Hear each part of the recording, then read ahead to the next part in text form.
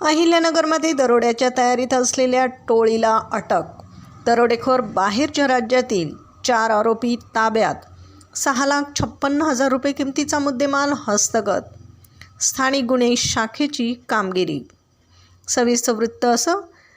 दिनांक 21 फेब्रुवारी रोजी प्राप्त माहितीनुसार एक टोळी आगडगावकडून बुऱ्हाणनगरच्या दिशेने दरोडा टाकण्यासाठी येत असल्याचं समजलं.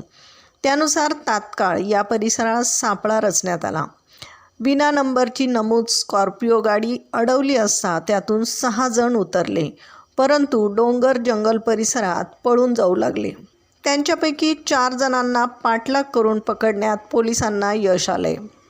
सादिक खान, इसाक खान, देवीसिंग भिलालाल, दानिश शेख, दानिश अजित शेख हे पकडलेले आरोपी असून राजाराम फुलरिया आणि राजेश परमार हे फरार आरोपी आहेत.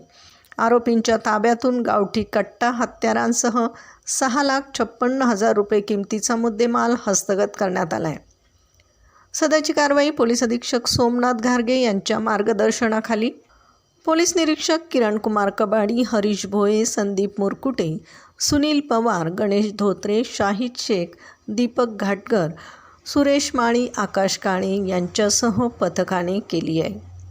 प्रतिनिधीसह महाराष्ट्र जनता न्यूज, अहिल्यानगर.